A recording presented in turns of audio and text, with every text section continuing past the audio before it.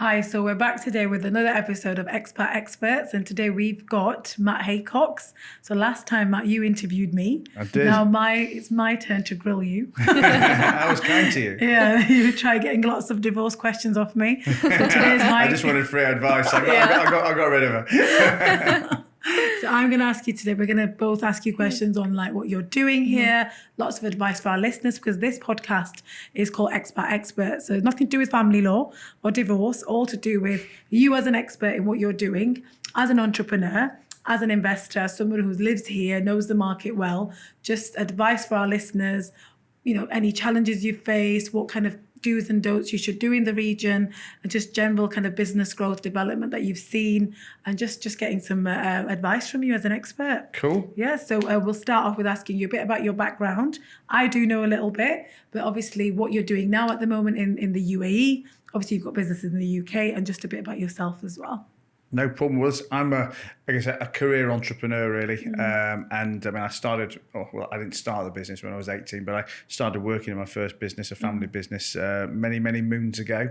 And you know I've owned, operated, and invested in businesses for the last kind of 20 plus years.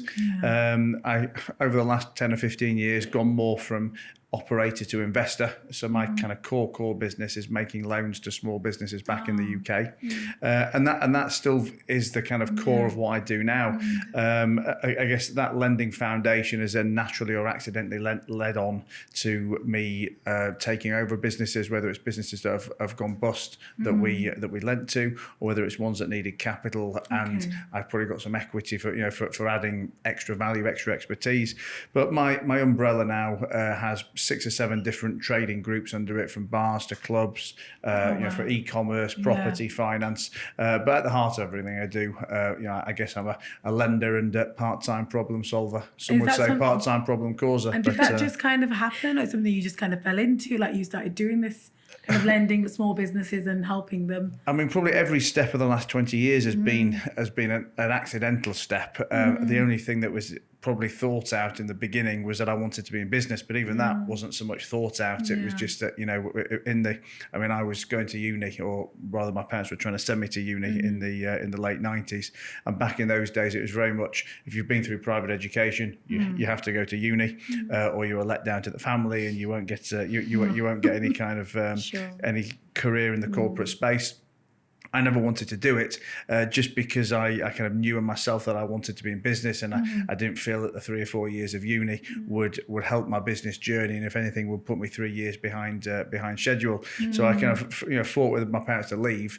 But like I said, I always knew I wanted to be in business. I don't know if I loved it back then, but I thought I would enjoy it. I mean, I thought I was interested in it. And again, also in the early 90s, I knew I wanted to be rich. And the only way, well, not the only way, but I think the only real perceived way back then was, if you want to make big money, you have to own your own business. And it's a bit of a different world now. But back then it was, I wanted to be rich, so I had to be a business owner. So I better leave school as quickly as possible and go and find something to buy and sell.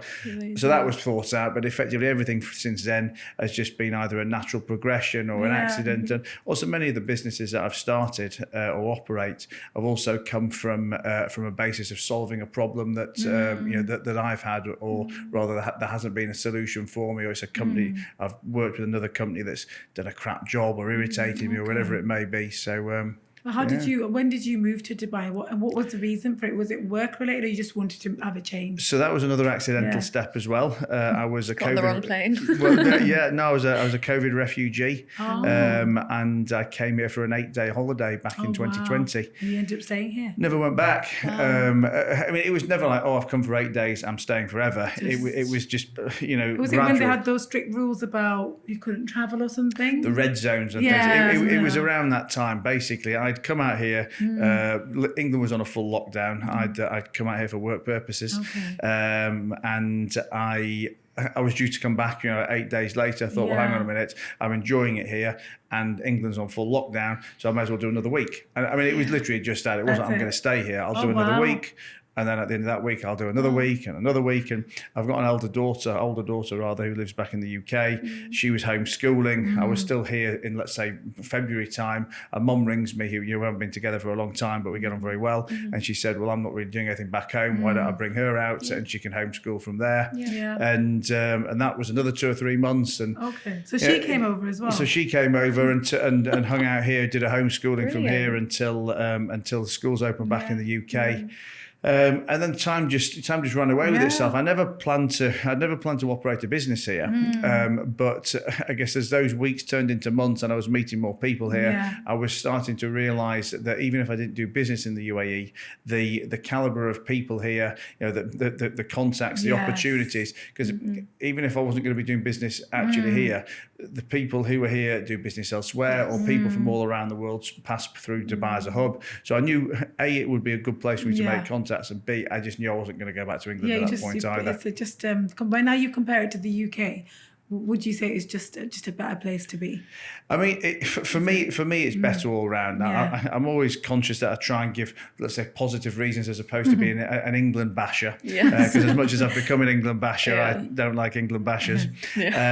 But for me, listen, simple things like the sun, obviously, but I mean, we know we can get that in many places, not England. But when you wake up and the sun's shining and the sea's out of your window, I think it automatically puts you in a much better mood anyway. But people here are much more open to business, much more friendly, much more, I guess, inclusive and helpful and everything all round. Obviously, the tax is a massive benefit. I mean, you get taxed one way or the other. I mean, we have a higher cost of living, but it's worth it. I mean, I don't know what that threshold is, for when you've earned X amount, it then becomes more beneficial. I mean, obviously, if you're earning 50 grand a year sterling, the tax you save is not gonna help you for the increased cost of living dramatically. But once you start to earn material money, the cost of living increase is well outweighed by the tax savings. But also, I work in the financial services industry as well. I didn't realise it at the time, but obviously it's a fantastic environment for both raising money and meeting people who are interested in investing. I know you're all about networking and making your market bigger, and obviously here it's all about networking. It's who you know as well. So what advice would you give any aspiring entrepreneurs who want to start a business in the UAE or want to just generally kind of increase their clientele or whatever? What would you give them some tips? I think just from a slightly negative perspective, not negative, but I think more cautious perspective. Because normally when I'm talking about operating businesses or starting businesses, it's always very much from the just go do it, just take the chance. But I do think if you're doing business in the UAE, you've got to be a bit less chancy than you would be in the UK. I mean, we're pretty soft in the UK, aren't we? You can dodge your bills, you can dodge your creditors, you can take things on the never.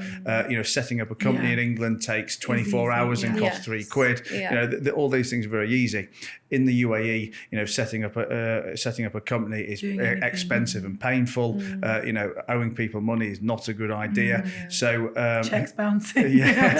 So I think if you whilst the opportunity for doing business here is fantastic, I do think you need to be well capitalised and well thought out to do it, because you can come a cropper very quickly. Yeah, you can't cut any corners in that sense. And then in terms of perhaps what you did to grow your business here, are there any specific strategies that you use? Anything you found particularly effective in terms of doing that? I mean, for me, whether it's here or anywhere, my business growth has always been down to networking and relationships. And I think luckily, well, not luckily, but just the UAE is a place where everybody's up for networking anyway.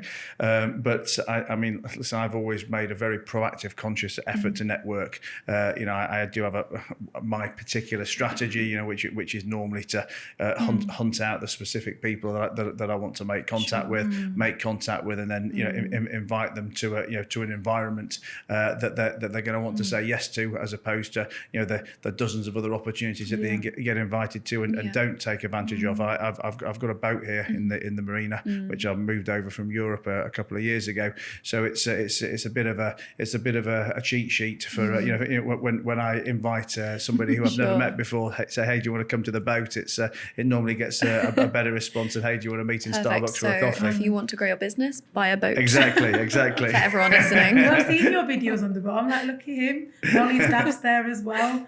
And I was like, wow. So Alicia's in charge of the boat. She invites more people than I do. She's captain. So the podcast as well that you're doing, is that quite a new thing? Is that the last year? Has it been there from the beginning? I've had the podcast for about 5 years. Oh, have you? I mean, I always lose track of time because of that COVID. I guess that COVID disappearance. You started that quite a while ago. Started in probably 2019, maybe really 18, good. but it's expanded over the last couple of years or so. I mean, I think from an audio perspective, we're over 300 episodes. YouTube videos, probably 1,000 plus videos. So I've actually launched a second podcast a few months ago as well. So we've got I think the next thing is you need to write a book. Well, I've actually had this book in various stages of completion for many years, and it's funny because I at the beginning of last year I started to write. It was called the Tough Times Toolkit, and I thought, this is going to be good for any time, but with the tough times coming this year, it'll be the perfect title and the perfect content. Never quite got around to finishing it, and about a month ago I picked it up. I thought I need to get on with this and get it done. I thought, thank God that these tough times are still moderately tough, and we haven't hit it, because I don't need to change the title yet. Where do you see yourself the next 5-10 years? Hopefully in the UAE, but have you got like anything in plan? Like some people have milestones, like I want to do this by 40, this by 50, this by. I know you've got a little baby girl. I've got a baby girl and an older daughter, and an older one. Yeah, I've got one. Not married yet, I remember. Well, divorced from the ex, but managing to dodge marriage from the current. So, but I'm looking forward to seeing this one grow up in the UAE. I think I always say I'm very jealous of her. That I think to be a baby or a child over here is she's just turned 1, hasn't she? Yeah, she's 13 months, so she's very, very tiny. It's a nice age because she's ready to walk and do everything. Yeah, she's pottering around a very unchild-friendly apartment. She's learnt to climb on marble and walk up and down 3 flights of stairs. But listen, I always find it hard. I can set almost, let's say, personal or psychological goals of I'd like to earn this much, or I'd like to do the other. But in terms of long-term plans, I think the world moves so quickly, and my plans are so fluid that I really find it hard to project more than a year ahead. But in terms of general answers to the question, certainly I would love to still be in the UAE. Listen, I can't guarantee I'd be here because I'll go where that makes me happy. I'll go where the opportunity is. I can pretty much guarantee it won't be back in the UK. I also can't imagine what could take me away from the UAE either, because I think in terms of the business opportunity, the lifestyle. I was just going to say, because the UAE is so it's so progressive and it's constantly expanding. Has that helped as well with your business? You said with the networking and marketing. I think from a people perspective, the biggest thing for me has been the people. I guess the direct people that I meet in my network to kind of, let's say, grow my skill set, grow my mindset, or do business with. The fact that we raise a lot of money from expats, and you obviously get more and more expats on a daily basis from here. So that growth has been fantastic. So Mark, what would you leave our listeners with to give them some, I keep saying, pearls of wisdom, or any advice you'd give to anyone as an expert in what you're doing and living here? What would you tell our listeners, expats? What advice would you give them as Matt Haycox? Well, listen, my 2 general bits of advice always revolve around partnerships and networking. I always say that one of the biggest mistakes I made when I was younger was trying to have 100% of the pie. I think again, whether it's a naivety thing, whether it's an English thing, there's that ego around owning 100% of a business, being the big boss.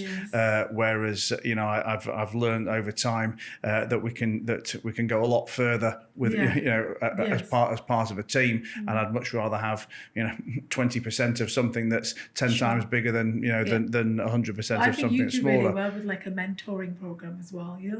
Well, again, right, aspiring entrepreneurs. I think in terms of mentorship, I mean, again, that's something I very actively seek out and pursue nowadays. I think I've always probably had the humility to know that I can learn so much more from other people. I've never really had an ego about, I guess, my lack of knowledge in certain areas. But again, when I was younger, it was much less formal. Like I wouldn't say, "Oh, I've got a mentor," but I'd certainly have people that I could go and ask for some advice or look up to. Whereas over the last kind of 5 or 10 years, I've fully immersed in the concept of mentorship, of learning, of continued progression in education, and so yeah. I mean, I think one of the biggest failings for me with anyone is that I actually found a stat on this really, because I always just kind of blindly say, "Oh, nobody wants to learn anything once they've left school," and there's a great expression where people talk about, well, I want to be paid for my last 20 years of experience. Well, you actually haven't got 20 years of experience. You've got 1 year of experience that you've repeated 20 times because you've gotten in that job and you've just repeated.